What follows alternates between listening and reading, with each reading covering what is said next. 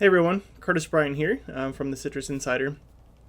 Today I was going to do something a little bit different. I had planned on jumping into the sales tax discussion. We have the first sales tax meeting in the county hosted by the Chamber of Commerce this evening over in Beverly Hills. We have 4 more, I believe, after this one. But I wanted to dive into that a little bit this week because we're starting that. But I had something fall on me last week, middle last week, that I wanted to address instead. So here we are today talking about that. So Right Rudder is the aviation company that works out of Inverness Airports. They're in Inverness. They run the airport operations. They have a lease that they signed in 2020 or 2018 to operate the airport facility that is county owned there in Inverness. I got a phone call on Wednesday from Andy, one of the owners of Right Rudder Aviation. And he reached out to me and said he had just received a termination letter that's terminating his lease effective the end of this month. So he had about 30 days to vacate the premises, and they were canceling his lease to move on. So I got that phone call Wednesday. I ran and met with him before I went on vacation up in Tennessee, and we had a conversation for about 2.5 hours. He gave me some information about the project, about his business, about the termination letter and all of that, and I did my research from there over the weekend to culminate in what we're going to show you here today. So let's jump into it real quick. We will jump into what is going on here with Right Rudder Aviation in the lease termination that is coming up here. So going back to 2018, this is August 21st, 2018, the RFQ 18-035 was awarded to Right Rudder. This is the contract that gives him permission to operate. As you can see here, the terms of the contract are a period of 5 years commencing the first day of September 2018, continuing through the 31st day of August 2023. That's the 5-year portion. The parties have the option to renew this lease and operating agreement with the lessor, which is the county, for initial 3 5-year periods. So this is basically a 20-year lease, but they are individual contracts or individual renewable periods for a period of 5 years, 4 5-year periods over 20 years. So he did tell me some insights. Back then, he was in conversations with the county, and he was told that it was going to be a 20-year contract. So when he was presented with this, he was kind of shocked with that. But overall, it is a 20-year contract, but they are renewable 5-year terms in the contract. So he signed that in 2018. Here's some things that we're going to talk about a little bit with this contract. Some of this can come up later on. I just wanted to kind of highlight some of those things. So as part of this contract, he has different obligations as part of the leasee here in running the operations at the airport. He's granted non-exclusive privilege. We'll talk about this in a minute. To engage in the business of providing full and complete fixed base operations services at the airport for a minimum of 70 hours per week, 52 weeks per year, in accordance with the terms and conditions in the scope of services. So in his contract, it's about 20 pages. It lists a total of all the things that he's supposed to be doing as part of this contract. Article 4, use of airport facilities. He's entitled, in common with other authorized people, to use all of the facilities improvements of public nature which are now connected to the airports, including the landing areas, runway taxiways, navigational aids, terminal facilities, aircraft parking areas, and hangars designated by the lessor. This is going to come back as well here shortly. But basically, he gets the airport's facilities there. There's going to be a map here in a second showing the specifics there.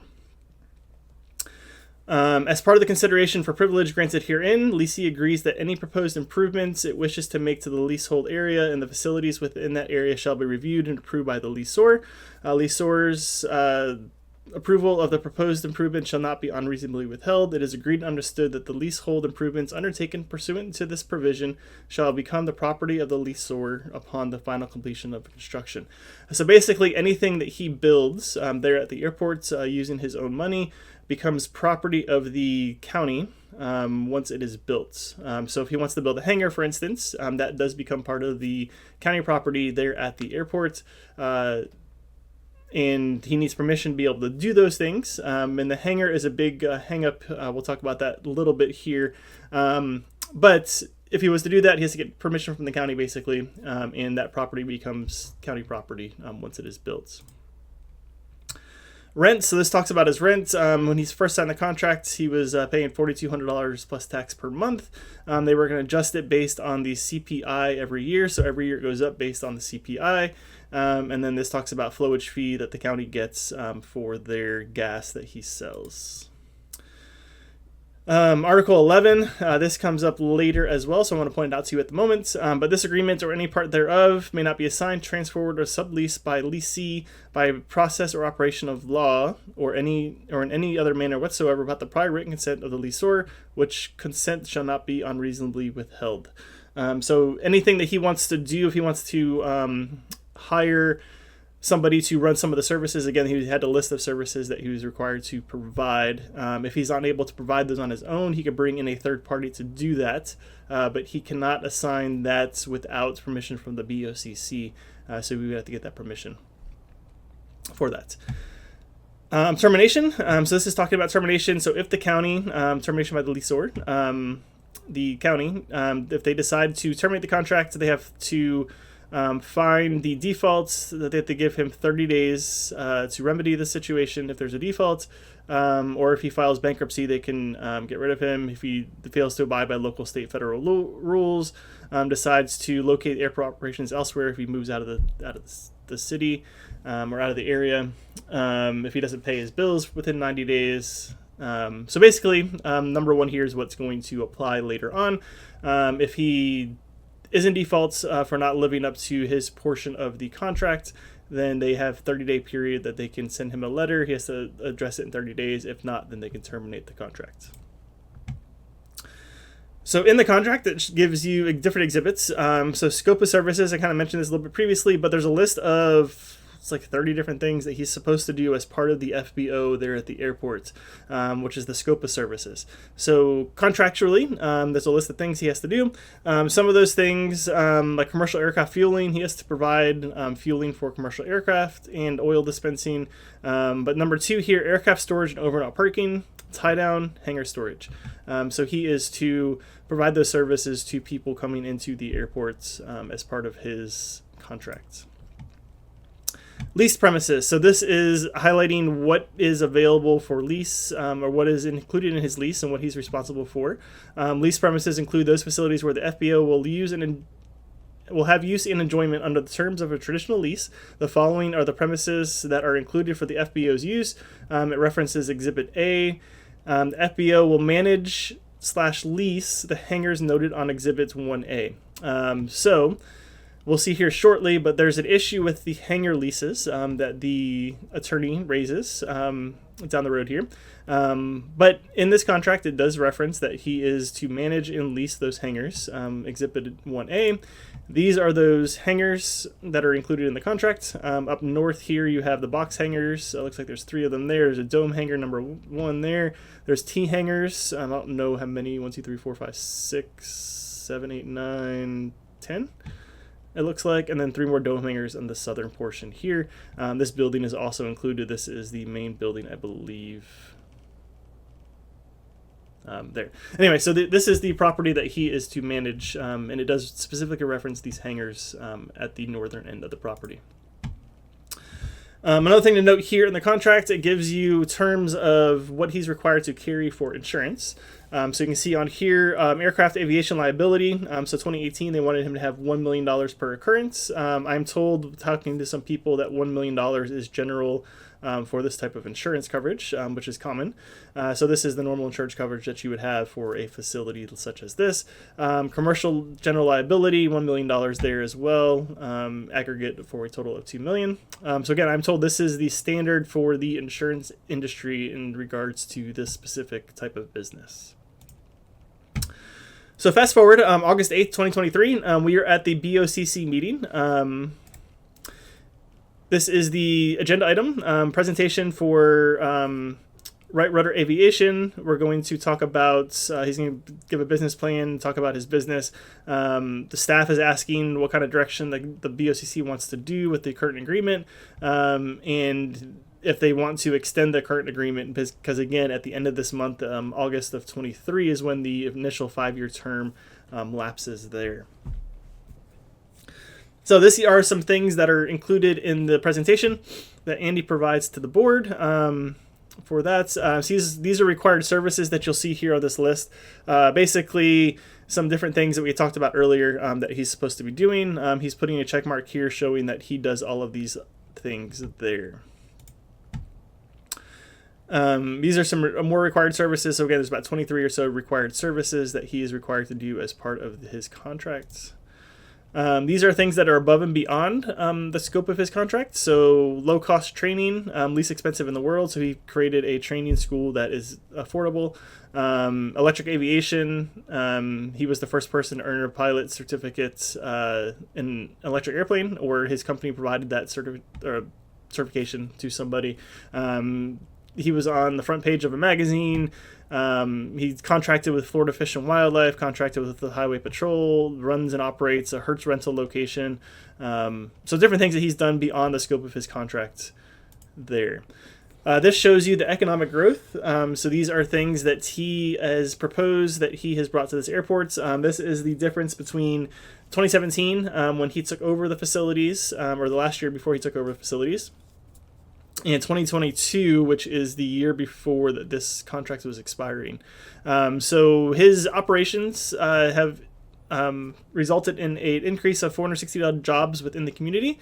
So these aren't jobs that he himself has, but they're jobs associated with airports, facilities, people who use the airports, things of that nature. Payroll, so of those 460 jobs that were added above and beyond the previous contracts in place, they represent a $20.2 million increase in payrolls. Value added, these are services, different things, facilities that are added to the airport property. He added $34.7 million above what was there in 2017. And the total economic impact, these are investments, people traveling to and from the airports, going out into the community, going to restaurants, staying at hotels, things of that nature. $59.1 million in economic impact difference between 2017 and 2022 when he was able to take control of that. So these are all additional things that he brought that from the previous FBO that was in place. So at this meeting, his ask, he wanted to build a $5 million hangar. He presented the board with this discussion. He wanted to build a $5 million hangar. The way that hangar leases work, from my understanding, is that the person who builds the hangar invests the money in building the facility. As we mentioned earlier, once that's built, it gets transferred back to the county ownership. So the county owner owns the building at that point. So it's private investment to build the building. County owns it at the end. And the person pays a lease to lease the ground that the hangar is built on. So similar to some RV parks and things like that, you lease the ground that your home is then put and built on at a monthly rate. So in order for this $5 million investment, he wanted a 50-year lease for that. Now, there was some miscommunication. When he presented this to the board, he told me that he wanted to present it, he wanted the hangar to be the 50-year lease and then renew the 5-year lease for the FBO to initiate that, because that was what was in his contract. But somewhere along the lines, this was confused. So at the meeting, it all kind of came together as one piece, and he asked for the 50-year lease overall, saying that that's what he needed for that. So there's miscommunication there. But in any case, he wanted the 50-year lease, which, by the way, this is a lease agreement that was also matching prior leases that the board put in. I believe there was one lease in Inverness, which is a 50-year lease, and there's one in Crystal River for a 50-year lease for 2 private hangars that private citizens built at those facilities. So staff, during this meeting, there was a question from the commissioners to staff. What was their recommendation for this? Because at the meeting, they had talked about possibly only doing a 1-year contract. This meeting was chaos. So if you guys get a chance to go back and watch this, go back and watch this. But basically, there's back and forth with commissioners. A lot of them wanted the 1-year contract renewal for whatever reason. I don't know where that number came from, but they just wanted 1 year because they hired a consultant that was going to do reports on all of the facilities and put out a report for the leases and say, hey, this is what you guys should charge for leases. So the county wanted to create a alternative lease, basically, to give him a 1-year lease. He was holding firm at the 5-year because that's what his contract stated. Commissioner Kennard also stated that the contract renewal was for 5 years, so he should get 5 years. They made a note that there's been no complaints at the airport. Everything he's been doing everything that he's been asked to do. Even staff said that he's been a great operator there at the airport, and a lot of the things that have happened positively at the airport were a result of him being there. Renewed interest in the Inverness Park, industrial park, and all of that. So staff suggested that they honor the stated contracts and go with the 5-year lease there for that. So the BOCC decided to make a motion. They wanted a 2-year lease extension. So again, I don't know where this number came from, but they went ahead and did the 2-year lease option. They cited the upcoming airport studies, and they may want to change the lease terms based on those studies. Basically, they were asking the attorney that if they were to enter into this contract for 5 years, if they could go back later on once these studies were done and alter the contract. That is possible. However, it takes 2 people to alter a contract, and if one side was getting a better deal, if the study said that Right Rudder was getting a better deal, there's no incentive necessary for Right Rudder to alter their contract, and vice versa. If the county was getting a better deal than Right Rudder, there's no incentive for the county to alter their contract with Right Rudder to do that, to change it. So she suggested that they stick with whatever term extension that they're going to do, and not rely on being able to alter it in the future, because they may not be able to do that if the other party does not want to do that. So they floated the 2-year lease extension. They made a vote on it. 3 votes in favor, which is Commissioner Davis, Bays, and Finnegan. 1 vote against was Commissioner Kennard, and 1 no vote was Commissioner Schleybaugh, because she was absent for her cancer treatments at that time. So they pushed through and voted in favor of the 2-year lease extension. August 10th, so this is 2 days later, Aviation Advisory Board meeting. Right Rudder attends. Andy from Right Rudder was there to give an update to the board about the August 8th meeting that was 2 days prior. Basically, he goes to the board and he asked the board to send a letter to the BOCC. He explained his situation, explained the miscommunication with the lease for the 50 years and the building the hangar for the $5 million, and wanted to explain all that to the Aviation Advisory Board, and he wanted them to submit a letter to the BOCC to agree to the 5-year lease as stated in the initial contract and honor those initial terms, which the contract clearly stated, 3 additional terms at 5 years. So Aviation Advisory Board agrees to draft the letter, and they present it to the BOCC at the next meeting, which was August 22nd. So this is the execution of the first 5-year lease extension. So we have 3 of those available to him. So this is the first one that's going out. This is the lease agreement that goes in place. So as we stated earlier, August 2018 is when he was in agreement. It started the first day of September 2018. Options to renew for 3 additional 5-year periods. December 18th, 2018, they adjusted some of the lease agreements, another adjustment on the August 29th, 2019. And then here is the agreement, August 31st, 2028, expiring for the current lease. So they're extending it for the 5-year period, expiring August 31st, 2028. Beyond that, they went forward and asked him to make some changes to his lease agreement. In those things, the main thing here is the insurance requirements. So they went back to him and be like, hey, we're going to extend your lease for 5 years, but we want you to change your insurance requirements at the coverage set forth that we decide. And if you're okay with that, then we will go ahead and extend it to you for that 5-year period. So we talked about this a little bit earlier. If you recall, the general commercial liability was $1 million, which again was a normal liability policy there with the county and commercial in general. The aircraft aviation was also $1 million back then. So this was all changed in that 2023 year for this new contract. So you'll notice on here now the aviation advisory liability is $3 million. no less than $3 million, and then your commercial general liability policy is $3 million as well.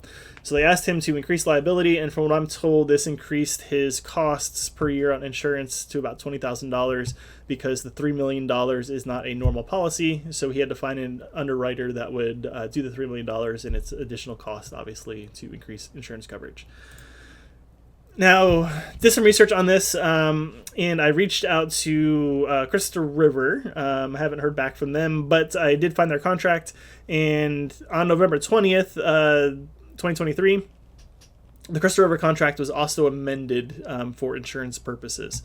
So they amended the Right Rudder contracts to change insurance. They also amended the Crystal River Group contract as well. Now, something interesting here, this talks about the change. So they also changed their insurance policy to $3 million for the general liability. But something that stood out to me when I was looking through this is this aircraft aviation liability. From my understanding, what this is it covers individual aircrafts and things regarding the flight school. So I am told that both airports have flight school operations, and both FBOs provide those operations to people. And this insurance covers the aircraft and aviation liability should something happen during the flight school things. Now, both airports have 4 aircraft that are insured with this, from my understanding. So you would think that they have the same terms, the same number of aircraft. Interestingly enough, I'm told that Crystal River can put more people in the air because their aircraft are bigger. I think they're 4-seaters versus Inverness is 2-seaters. So Inverness, if they had all 4 going up at the same time, is 8 people. If Crystal River has all 4 up at the same time at max capacity, you're looking at 16 people in the air. So you would think that coverage would be representative of how many people are in the air. I don't do insurance stuff, just kind of what I'm told. But anyway, so the interesting thing to note here is that when they adjusted the Crystal River contracts, we look here, the aviation aircraft liability is $1 million. So Right Rudder had their contracts altered, their lease agreement altered to show $3 million for this, as well as $3 million general liability. Crystal River had theirs changed as well, $3 million general liability, but we only see $1 million here. So question is, why is Crystal River different in that regard? Why are the requirements different? And I presume that the cost is going to be cheaper for Crystal River to get that insurance versus Right Rudder. So something I just noticed as we're going through this there. So moving forward, August 8th, 2024, Citrus County hires Chris Wilson to help with the aviation matters. We're going to refer to him as the aviation attorney. That's how the board refers to him. So any aviation matter, these are going to be leases. These are going to be the FBO contracts. They're going to be FAA regulations, things of that nature. Anything aviation associated is going to go through this attorney to help the board, because the county attorney isn't an expert in aviation law. So this is the engagement agreement to Mr. Wilson. Talking about lease agreements, National Environmental Policy Act documentation, FAA compliance, minimum standards, and so on. This gives the billing $350, $5 per hour. Paralegals are billed at $125 per hour. Talking about all costs and all that associated with that. I have not seen his contract yet, so that's a public records request I have outstanding. So once I get that, I will share that with you guys. But this is just the agreement that he came in to provide these services to the county. He was at this meeting to present that there. So a couple things to note when I went back and watched this meeting. So Commissioner Schleybaugh said that Mr. Wilson should be able to go to Mr. Howard directly to get things done more quickly. So basically her concern was there's a lot of fast-moving things here. There's a lot of issues that generally take forever to get through county government. So she didn't want him to have to come back to county commissioners to get approval for what he's doing. He wanted to be able to go directly to staff, or she wanted him to be able to go directly to staff to get that done.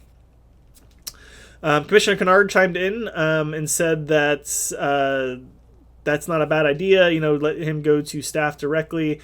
but everything should flow through County Attorney Denise Lynn on its way to Mr. Howard. Reason for that is that Miss Lynn is the county attorney. She is in charge of making sure that the county does not get sued, making sure that the contracts are signed correctly, executing contracts, things of that nature. So he felt that any changes or anything that he wanted to create for the airports, anything with the FAA, all those types of communications that Mr. Wilson is going to be in charge of, those things should at least be in the purview of Miss Lynn, to make sure that they're done correctly and make sure that the county does not have any liability with some of those things that he's doing. Miss Lynn did chime in. She stated that she generally oversees all of the outside counsel on the legal matters and as it pertains to the county, but they do the work they are contracted to do. And she's quoted as saying, "I won't get in his way."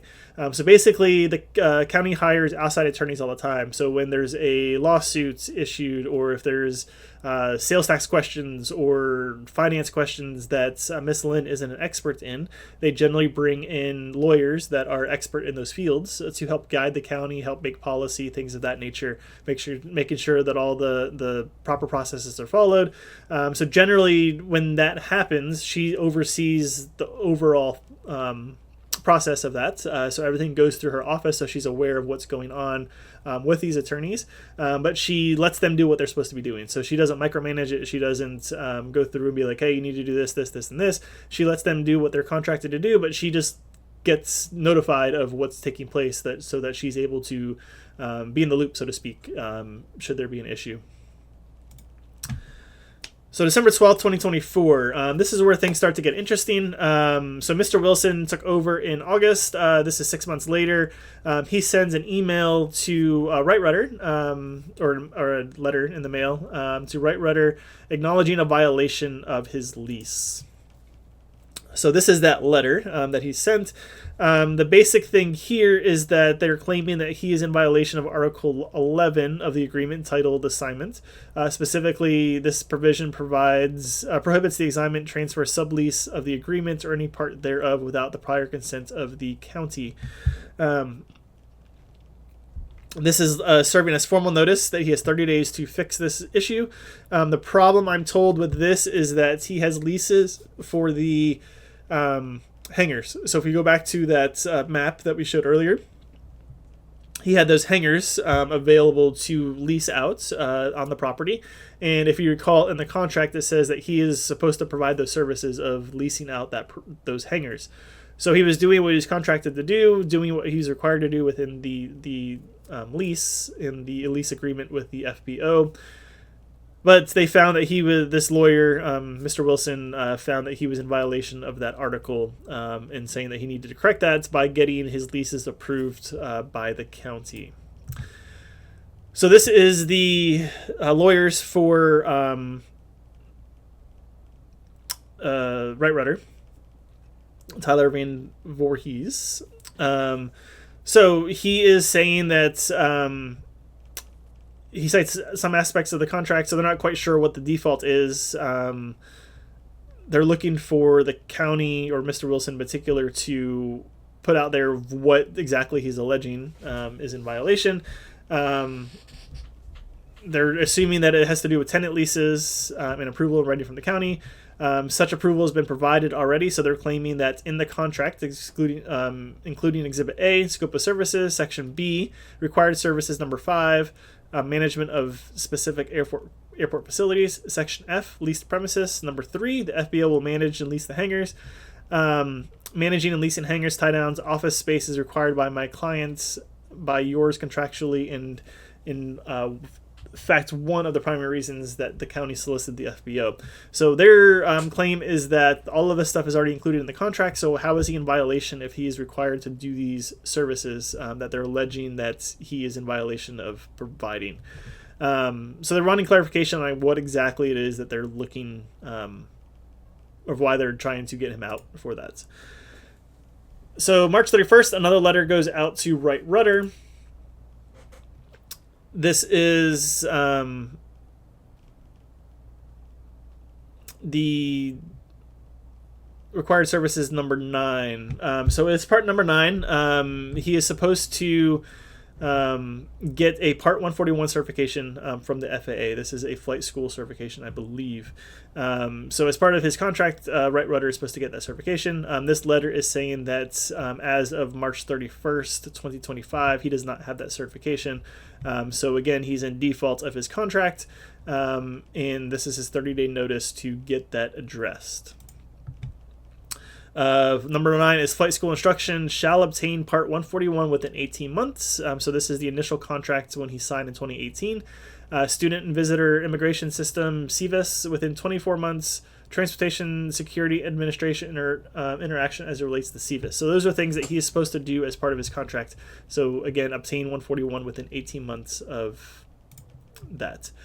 So this is the letter from Right Rudder Attorney back to Mr. Wilson in regards to the 141 certificate. Their argument here, to summarize it, you guys can freeze the screen and read it if you'd like to, is basically that he did obtain the 141 as required in the contract. To be clear, he did obtain 141 certification. Indeed, as part of his marketing and flight instruction services to the public, advised that it held a 141 certificate and was able to conduct instruction accordingly. Right Rudder maintained that entire certificate. No students requested the Part 141 instruction. And since the expiration of the 141 certificate, the flight schools received no requests to get instruction under 141. So while they're agreeing here later on that he was required to get 141 certification, they claim that he did do that, but the contract does not require him to hold that for the duration of the lease. It just says he must acquire it within 18 months. It does not say that it has to be held the duration of that lease. So that's where their question is there's nothing in there that says that they have to do that. Moreover, they argue that the county cannot show any actual damages to them because no one requested 141 flight certification or classes under the 141 certification. So because there was nobody got turned away at the county or at the airports for 141, there's no damages to the county for not having that for the full duration of the contract. So that's where they're at with that. Fast forward April 14th, 2025, another violation email goes out to Right Rudder. In this one, they're talking about the subleases. So as we talked earlier, that first letter that came out, they were questioning the subleases, or Mr. Wilson was questioning the subleases that Right Rudder was doing. This explains kind of what they're looking at here. Again, they're pointing to the Article 11 clause that says the county did not consent to any of the 6 sublease agreements that they provided. So backing up a little bit, Right Rudder said that we don't agree with your claim that our client is in default, or that we're in default of not following your contract. However, we will provide you with these lease agreements for your review. Let us know if you have any issues with them. So they're trying to be good neighbors, so to speak, good business partners with the county by extending the leases, even though they disagree with the lawyer and they feel that they don't have to do that and that they were in compliance. But they submitted those leases anyway. So now Mr. Wilson is coming back to say that the county did not agree to the 6 of those leases. They've identified several concerns. They talk about some of the concerns that they found. Some of the dates extended past the FBO lease of 2028. So the county wasn't okay with the leases extending past when the FBO is no longer going to possibly be there if they don't get renewed. They don't like month-to-month things. So it talks about some things that the county has issues with on those. And again, they need to address this or they're in default of the contracts. So this is the reply back to them. Their lawyers, going back to Mr. Wilson,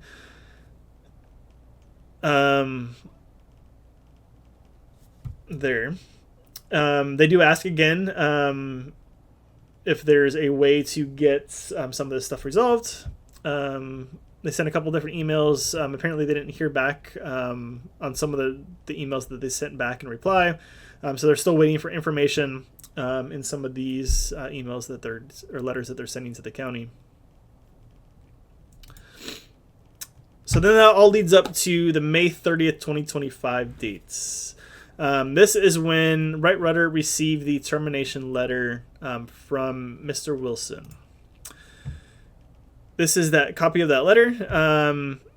They were basically saying that the first letter was sent to notify him that he was in violations of the FBO agreement on December 10th. The second letter was sent March 31st. Third letter sent April 14th.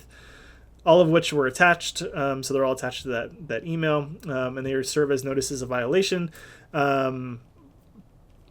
Based on the agreement, he had 30 days to get those addressed. As of the date of this letter, the leasee has failed to cure the violations identified in the notices, failed to provide a cure that could not be achieved within a specified time frame within those 30 days, and basically did not address the concerns county had in those notices of violations. So the county was thereby effective June 30th. They were going to terminate the lease agreement, the FBO agreement. They demand that the county, Right Rudder vacate the premises in their entirety no later than June 30th, including removal of all personal property, equipment, materials belonging to the leasee in accordance with Article 14D of the FBO agreement, and return possession of the premises to the county in the condition required under Article 3B7. The county is going to reserve the right to retake immediate possession of the premises, seek all damage associated with the leasee's breach, pursue any and all remedies available at law and or equity, and recover reasonable attorney's fees for doing all of this if they need to. Should he refuse to vacate by the deadline specified above, the county will take immediate action to enforce its rights under the agreement. So they're going to basically evict him. Time is of the essence, please advise. So this was sent to him, I believe it was the 30th. So Friday, it was emailed. So he couldn't do anything because it's a Friday. So he, offices are closed, lawyers are closed, all of those things. He had to wait till the following week, which was Monday. He talked to his lawyers, I believe, which gave him permission to make his story known. And then he gives me a call on Wednesday to discuss all of this. And then he provided me the documentation that we're talking about now. So all that leads up to my public records request on June 4th. So this was Wednesday, I believe, June 4th. So after I go to Inverness to talk to Andy, we talked about 2.5 hours. He gives me all this information. I started researching, watching county commission meetings, and I started doing public records requests. I have about 6 or so outstanding at the moment, but I'm wanting to figure out what is going on behind the scenes with all of this. How do we get from the lease renewal in 23 to finding ways to get rid of the lease in 2025. And again, the reasons that they gave to get rid of the lease, I'm not a lawyer by any means, so I can't really comment on that too much. But to me, the untrained eye, I can make an easy argument that he was given permission to do leases based on his initial contract, as he quoted, as his lawyers referenced. So I think that's a weak argument to get him out if it's an issue of subleasing the hangars. And in regards to the Flight 141 violation that they're alleging, again, I agree with him that says there's no specific end date. It doesn't say you have to keep it, maintain it throughout the duration of the lease. There were several conversations with the different boards from 2022, 2023, when they started discussing all of these different things. And one of the big things was the leases at the FBOs. So the commissioners had concerns about the leases. They had concerns about the terms. They weren't specific enough on some things. And so I tend to believe that this kind of leads up to some of that, is that Mr. Wilson is tasked with revamping these leases and getting them back in place. We do have consultants as well that we have paid to kind of create some leases and things of that nature and to redo some of the contracts. So I think Mr. Wilson is reviewing some of their work and adding his spin to it. But it was clear that the BOCC wanted to change these contracts, change the way the airports were done, try to get everything consistent across the airports as much as they could. Now, the issues that they had, and this is what Miss Lynn referenced in one of the meetings, I don't remember which one, is that the two airports have different lease dates. I believe they're 1 year apart. So Crystal River starts their 5-year term a year before Inverness started their 5-year term. So how do you get everything on the same path, so to speak, get it all equal if there's different terms? So if one lease is expiring, smart business says that you're not going to renew it for a year. They need certainties, and they had referenced that several times throughout these meetings, that it's important to have certainty, which is why they wanted the 5-year contract renewed rather than 1 year. So does Crystal River just do a 1-year contract and wait for Right Rudder's contract to end, and then they do them all at the same time to get them all the same terms? Again, so she questioned how that was possible and said it's going to be very difficult to do that. So here we are.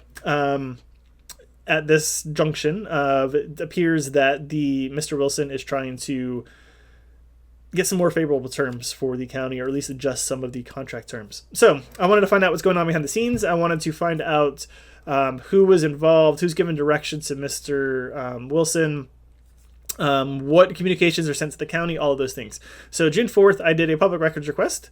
This is that records request. I would like to request emails to and from each county commissioner, so all 5 of them, Steve Howard and Denise Lynn, with the subject of Inverness Airport's fixed-based operator and or Right Rudder Aviation from January 1st, 2025 through June 4th, 2025. So for a 6-month period, I wanted to see every single email that went to each commissioner, to or from each commissioner, county staff, Steve Howard, administrator, or Denise Lynn, the attorney.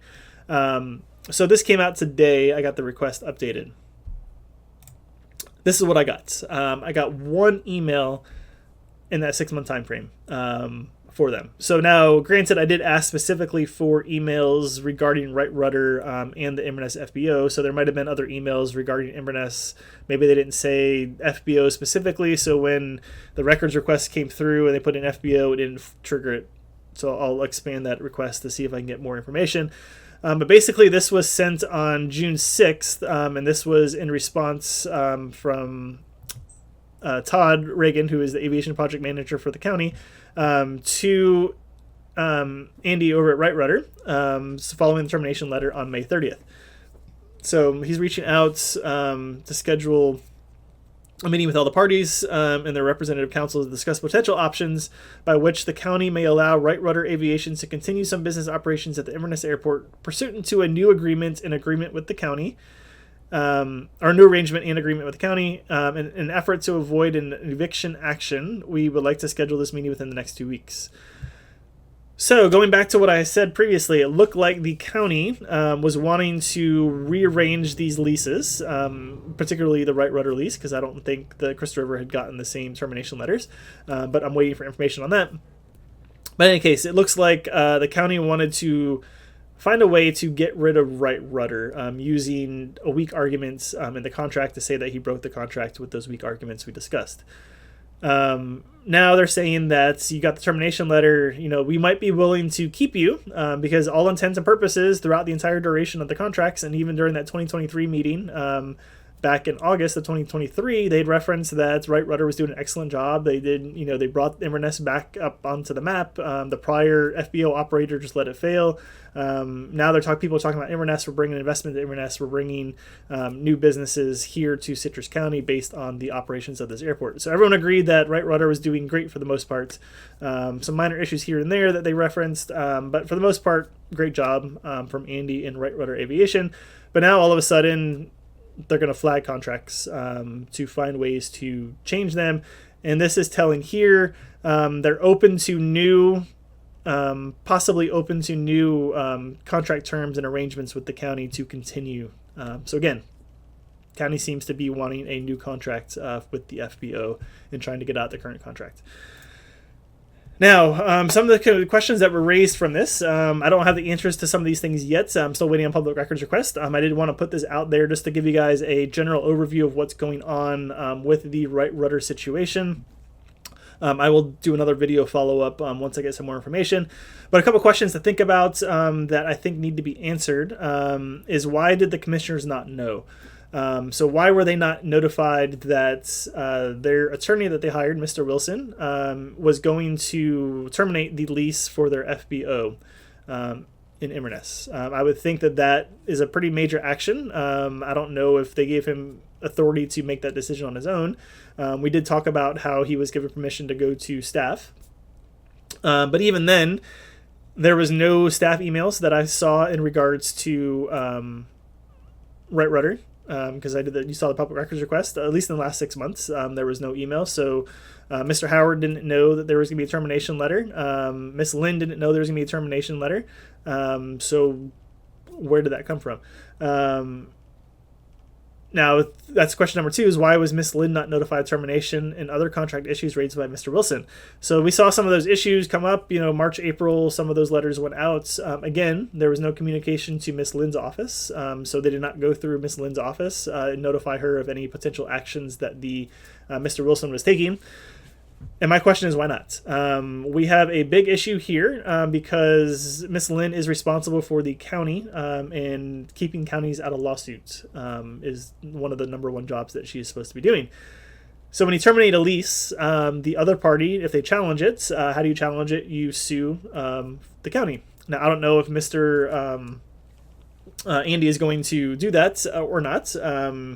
I would expect that he would probably consider it because this is his business after all. And if his business ceases to exist at the Inverness airport, then I can imagine that that's detrimental to his business.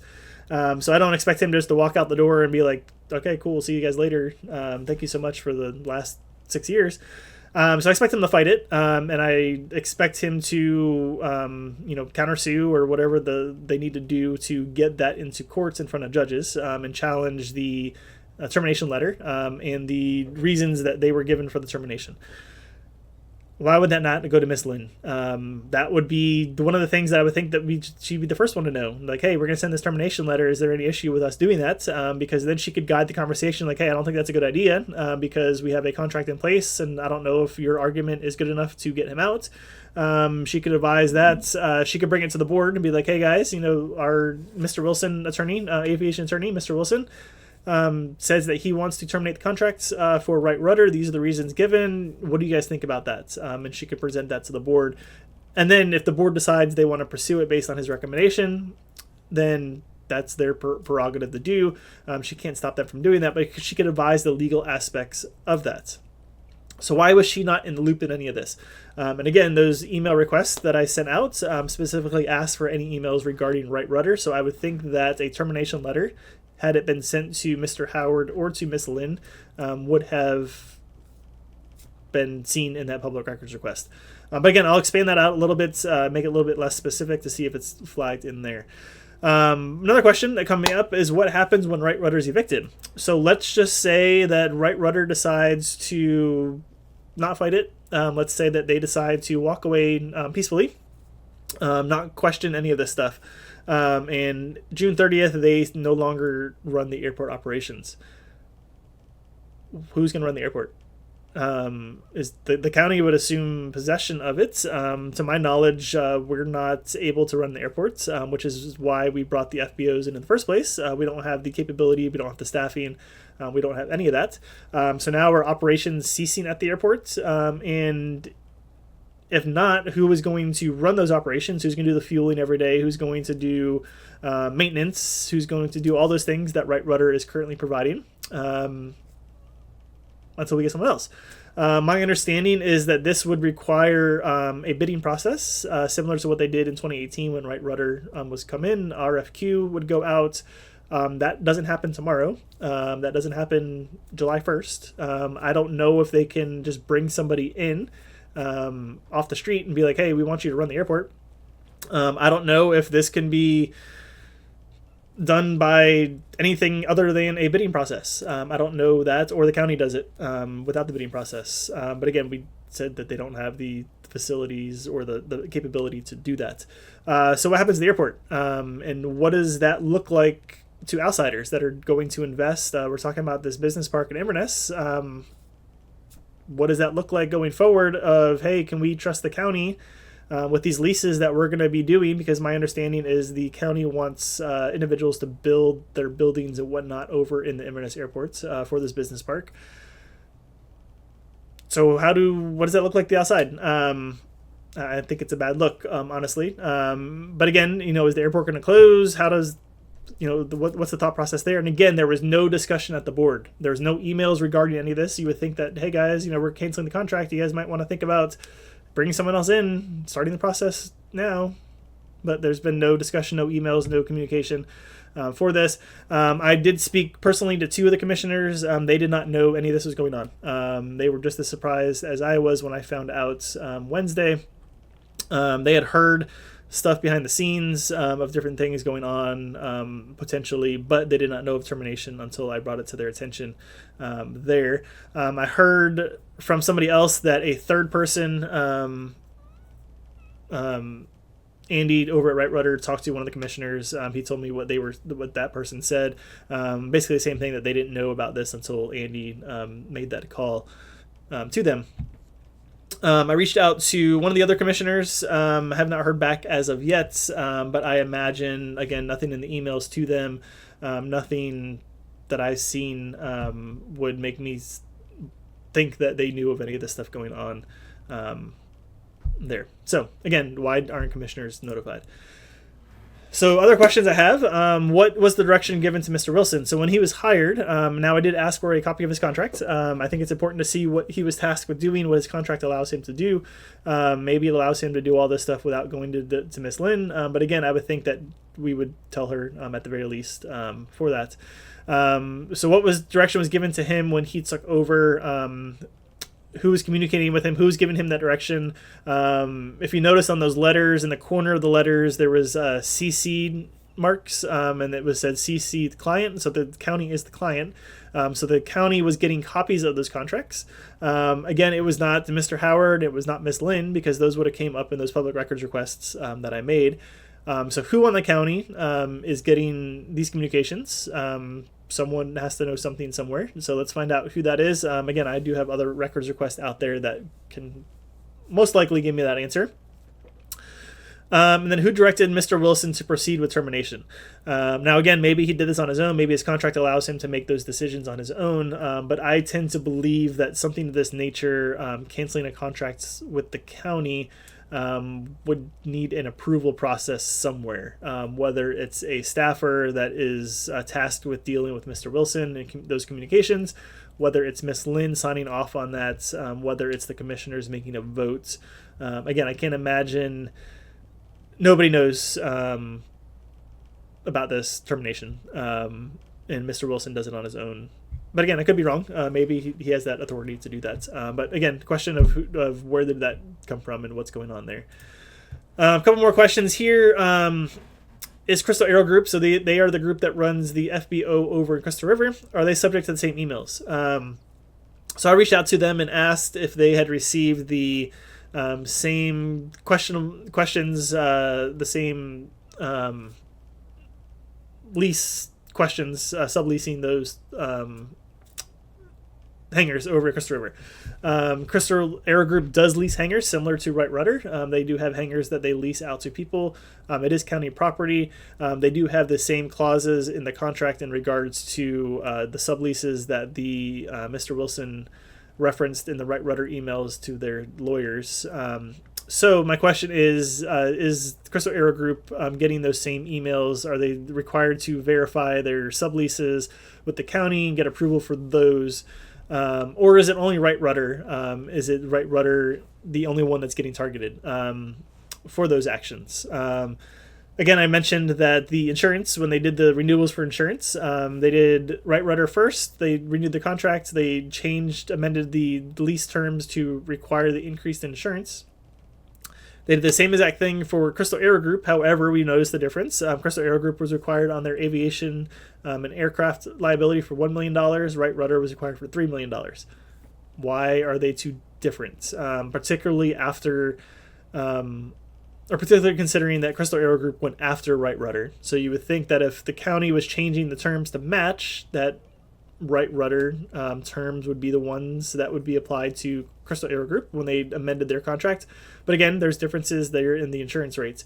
So question that I have is it Right Rudder specifically being targeted? Are they, being singled out for these violations to get them out for whatever reason? Or is this an overall thing that Mr. Wilson is doing for both FBO operators to get them in line with one another? So I just wanted to kind of give that out there, give you guys some background information. You guys might have heard some chatter going on with the airports. So I want to give some background information for that. I have a lot more coming out on this once some of those records requests are filled. We're going to dive into in some other videos the corporate hangar leases and things like that are coming up that have some interesting information there for those things. So stay tuned. I will put some more information out once I get it for you guys to keep you guys educated in the community and up to date on any information that I have regarding this. So have a great rest of the evening and take care.